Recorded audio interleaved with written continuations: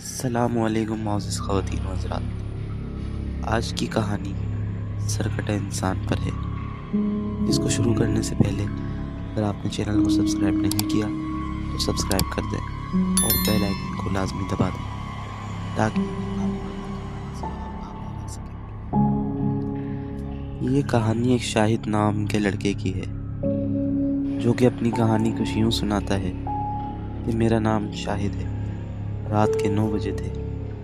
جو ہی میری ڈیوٹی ختم ہوئی میں گھر کی طرف چل دیا۔ سردی کا موسم تھا اور سرد ہوا چہرے میں سوئیوں کی طرح چبھ رہی تھی۔ میں نے گرم مفلر سر اور کانوں کے گرد اچھی طرح لپیٹ لیا اور میں نے اونی جرسی بھی پہن رکھی تھی۔ اس کے باوجود مجھے سردی لگ رہی تھی۔ میں سوراب سائیکل فیکٹری میں ملازم تھا۔ میرا گھر فیکٹری سے چند کلومیٹر دور بیگم کوٹ میں تھا۔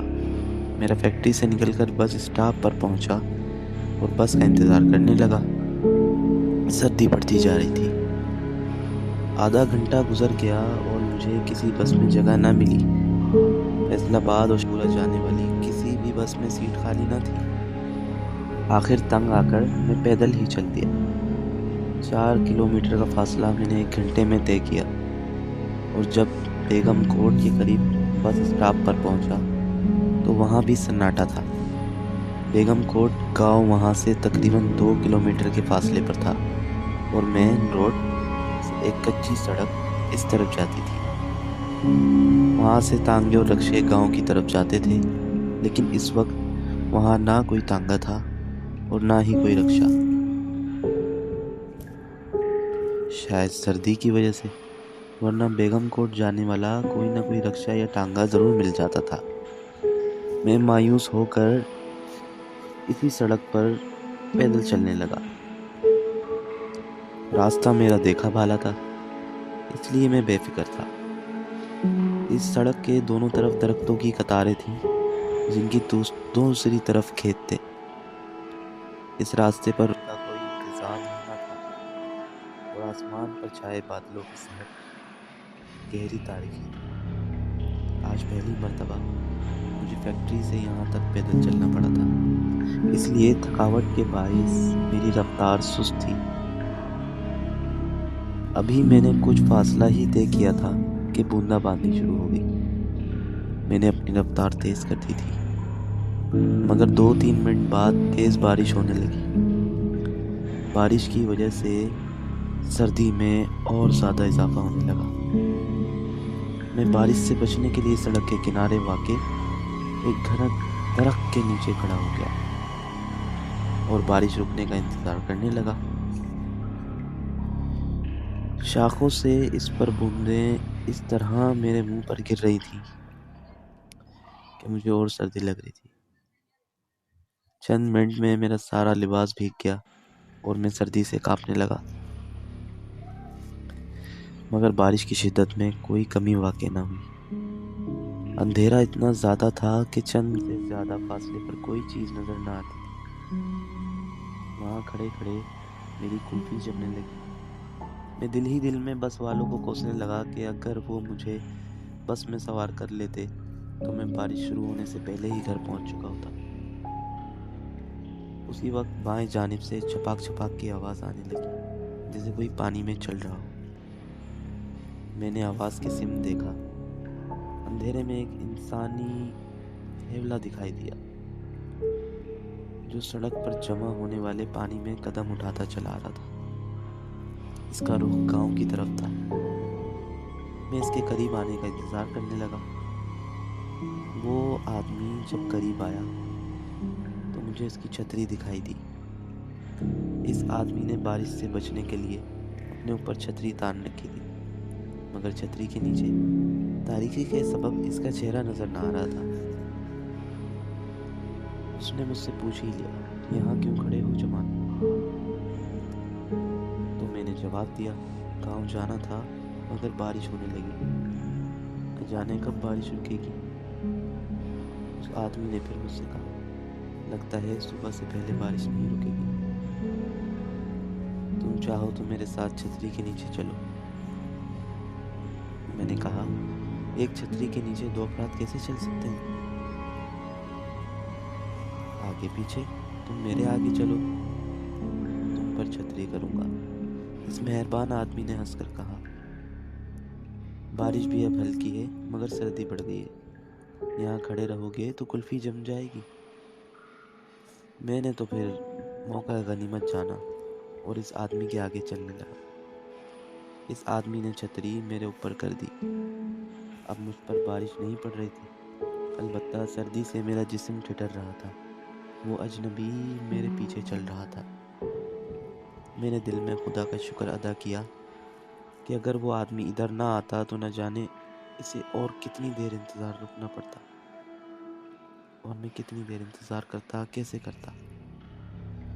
وہ آدمی میرے لیے رحمت کا فرشتہ بن کر آیا تھا، نہ جانے وہ کون تھا اور اس نے کہاں جانا تھا۔ انہی خیالوں میں مجھ کو وقت گزرنے کا احساس ہی نہ ہوا اور سفر جاری رہا۔ اسی وقت بجلی چمکی اور میرے آس پاس کا منظر دیکھ کر میں حیرت سے بے اختیار اچھل پڑا۔ ایک سیکنڈ کی روشنی میں مجھے راستے کے دونوں طرف درختوں کے بجائے قبریں دکھائی دی تھی، اور میں نے ان سے پوچھا، اوہ، یہ ہم کدھر آ گئے؟ یہ بیگم کوٹ کا قبرستان ہے، کیا تم پہلے ادھر نہیں آئے؟ اس آدمی نے مجھ سے بے جھجک کہہ دیا۔ میں نے بھی اس سے کہا، کئی بار جنازوں کے ساتھ تو آیا ہوں، لیکن تم اس راستے سے ادھر کیوں جا رہے ہو؟ بیگم کوٹ کی آبادی سے تقریباً 1 کلومیٹر پیچھے قبرستان سڑک سے مغرب کی جانب تقریباً 200 گز کے فاصلے پر تھا اور کافی دور تک پھیلا ہوا تھا۔ گاؤں والے اپنے میت اسی قبر میں دفناتے تھے۔ قبرستان اور شاید کئی بار یہاں آ چکا۔ یہاں میری دادی مرحومہ کی قبر ہے اور میں ہر جمعرات کو ان کی قبر پر فاتحہ پڑھنے آتا ہوں۔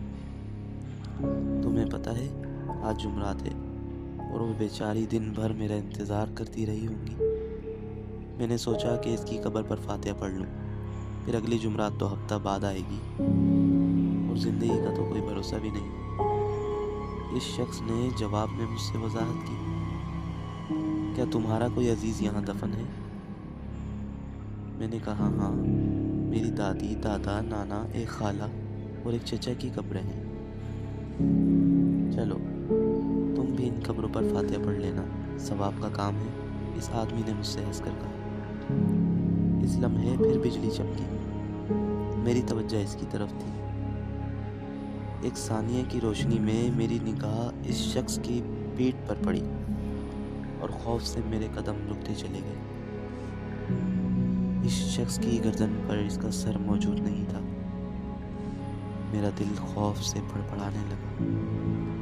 مجھے خیال آیا کہ شاید میری آنکھوں کا دھوکہ ہوا ہے۔ میں نے اندھیرے میں غور سے دیکھا تو مجھ پر دہشت طاری ہو گئی۔ میری آنکھوں نے دھوکہ نہیں کھایا تھا، اس کی صرف گردن نظر آ رہی تھی اور سر غائب تھا۔ اسی وقت وہ سر کٹا شخص میری طرف مڑا اور میں ڈر کر 2 قدم پیچھے ہٹ گیا۔ ساتھ ہی مجھے اس کی آواز سنائی دی، تمہارے عزیزوں کی قبریں کہاں ہیں؟ پہلے ہم ان کی فاتحہ پڑھ لیتے ہیں۔ وہ آواز اس کی گردن سے آ رہی تھی۔ اب مجھ میں تو کوئی طاقت ہی نہ تھی۔ میں نے ہکلا کر لہلہاتی آواز میں کہا، مجھے یاد نہیں، اندھیرا ہے۔ اور اس شخص نے کہا، تو آؤ پھر، میری دادی کی قبر قبرستان کے آخری حصے میں ہے۔ اور وہ پلٹ کر چل دیا۔ میں بری طرح خوف زدہ ہو چکا تھا۔ یقیناً وہ سرکٹا انسان کوئی بدروح بھوت تھا۔ میں کھڑا رہا اور بارش میں بھیگتا رہا۔ پھر میں ایک دم مڑا اور واپس سڑک کی طرف دوڑنے لگا۔ کچی زمین بارش سے کیچڑ ہو چکی تھی۔ ابھی میں نے 15-20 قدم کا فاصلہ طے کیا ہی تھا کہ اچانک کیچڑ میں میرا پیر پھسلا اور میں منہ کے بل زمین پر گر گیا۔ میرے منہ سے بے ساختہ چیخ نکل گئی۔ मेरा लिबास कीचड़ में लथपथ हो गया था। अलबत्ता चेहरे पर मफलर लपेटा होने की वजह से चेहरा महफूज रहा। मैं संभल कर उठा तो सरकटा आदमी मेरे आगे खड़ा था और अब इसके पास छतरी भी नहीं थी। वो 20 कदम का फासला पलक झपकने में तय करके मेरे आगे आकर खड़ा हो गया था, जिससे मैं और भी खौफजदा हो गया।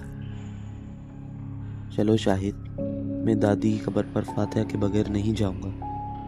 सरकटे आदमी की गर्दन से गजीली आवाज निकली। मैं भी लड़खड़ाया। नहीं नहीं, मैं नहीं जाऊंगा, उसने कहा। इश बेवकूफ कहीं, ये तो नेकी का काम है। अगर डर लगता है तो अपना हाथ मुझे पकड़ा दो। सरकटे आदमी ने इसे डांटते हुए कहा। तुम कौन हो? तुम्हारा सर कहाँ है? मैंने बहुत मुश्किल से इससे पूछा और खौफ से मेरा गला खुश्क हो रहा था। पता नहीं, मैं खुद अपने सर की तलाश में। सरकटे ने हंसकर कहा, आओ मिलकर तलाश करते हैं। मैं कुछ न बोला। मैं अपने खौफजदा जहन से सोच रहा था कि इस सरकटे से कैसे जान छुड़ाए। सरकटा इसके आगे दीवार पर खड़ा था। मेरे पास कोई चाकू और हथियार वगैरह भी न था कि जिससे सरकटे इंसान को डरा कर रास्ते से हटा सकता।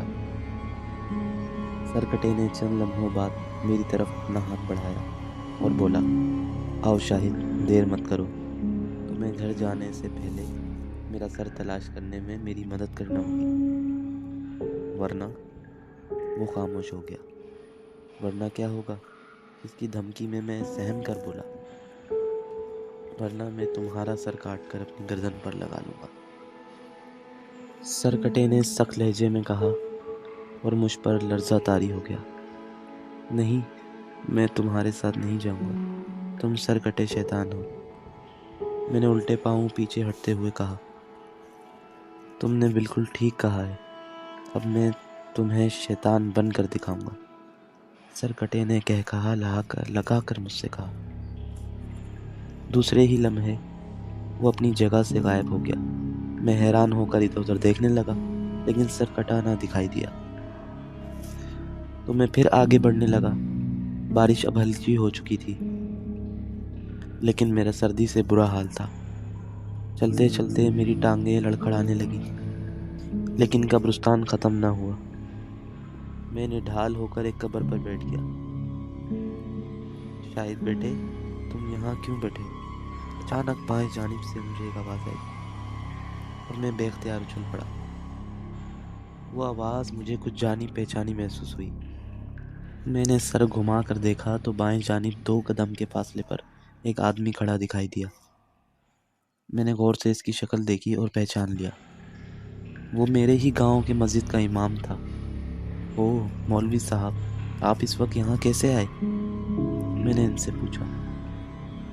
गांव से एक मैयत लाई जा रही है, इसकी नमाज जनाजा पढ़ाने आया हूँ, लेकिन अंधेरे के सबब पता नहीं चल रहा कि जनाजा गाह किस तरफ है। ज़रा मुझे वहाँ तक ले चलो। नमाज के बाद इकट्ठे घर जाएंगे, मौलवी साहब ने कहा। मैंने इनकार ना किया। मैं जानता था कि मौलवी साहब तावीज़ घंटे भी करते हैं और जिन भूतों को भगाने वाले उलूम में भी माहिर हैं। मैं मुतमईन हो गया कि अब सरकटा इंसान आया तो साहब इसे भगा देंगे। मैं मौलवी साहब के आगे आगे दाएं जानिब वाक़े इस अहाते की तरफ बढ़ने लगा जिसमें नमाज जनाजा पढ़ाई जाती थी। मौलवी साहब, गांव में कौन फौत हुआ है जिसे दफनाया जाएगा? मैंने चलते चलते पूछा। दीनू मोची, वो कई दिनों से बीमार था, आज शाम वो मर गया। ओह दीनू मोची, मैंने हैरान होते हुए कहा। वो तो अच्छा भला था। सुबह जब मैं ड्यूटी पर जाते हुए इसकी दुकान के सामने से गुजरा तो वो जूते मुरम्मत कर रहा था। मौत का कोई पता नहीं होता शायद। तंदुरुस्ती आदमी भी दिल का दौरा पड़ने से 1 मिनट में फौत हो जाता है। मौलवी ने हंसकर कहा, जी हाँ, ये बात तो है। मैंने कदम रोके बगैर कहा। वो जनाज़गाह के करीब पहुंच चुके थे और मैं भी। मौलवी कुछ न बोला। जनाजा गाह का दरवाज़ा खुला था और अंदर एक चिराग जल रहा था। जनाजा गाह में दाखिल हुआ तो बारिश में शराबोर हो चुका था। जनाजा कब आएगा मौलवी साहब? मैंने अहाते में रुकते हुए पूछा। मौलवी साहब ने कोई जवाब ना दिया। मैंने पलट कर देखा तो चकरा कर रह गया। मौलवी साहब गायब थे। मैंने बौखला कर इधर उधर देखा, मगर जनाजे गाह में मेरे सिवा कोई न था। शायद मौलवी बाहर रह गया था। मौलवी साहब, मौलवी साहब, मैंने ज़ोर से पुकारा, लेकिन मौलवी साहब की तरफ से कोई जवाब ना मिला। तो मैं जनाजा गाह के दरवाजे की तरफ बढ़ा। मैं दरवाजे के करीब पहुंचा तो इसे हैरत का एक और झटका लगा। दरवाज़ा बंद था और इसमें कफल लगा हुआ था। कफल यानी कुंडी। मैंने बाहर देखा तो बाहर भी कोई ना था। मैं सोचने लगा कि मौलवी कहाँ गया और दरवाज़ा किसने मुंतकिल किया। मैंने एक मर्तबा फिर मौलवी साहब को ज़ोर से पुकारा, मौलवी साहब, आप कहाँ हैं? दरवाज़ा किसने बंद किया? मैं यहाँ हूँ शायद। जवाब में कब से मौलवी साहब की आवाज़ बुलंद हुई। मैंने तेज़ी से पलट कर देखा और दहशत से मेरा दिल टूटने लगा। मेरे अकब में वही सरकटा इंसान खड़ा था। इसके हाथ में एक कटा हुआ सर था जिसे इसने बालों से पकड़ा हुआ था, और वो सर जिंदा था, मगर इसका चेहरा इतना ही भयानक था। इस चेहरे का रंग स्याह था, आंखें इंतहाई खूंखार थीं और इसकी ज़बान बाहर लटकी हुई थी। कटी हुई गर्दन से खून के कतरे टपक रहे थे। यूं लगता था जैसे अभी अभी इसे काटा गया हो। इस कटे हुए सर की आंखें किसी खूंखार दरिंदे की तरह सुर्ख थीं और वो आंखें मुझे घूर रही थीं।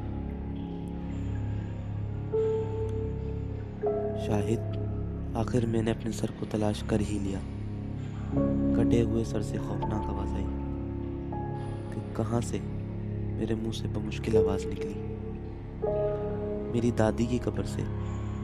मेरे दुश्मनों ने मुझे कत्ल करके मेरे लिए मेरा सर काटा था। आज मैं दादी की कब्र पर गया तो दादी ने मुझे कब्र से आवाज़ देकर बताया कि मेरा सर ऊंचे चबूतरे वाली कब्र में पड़ा है।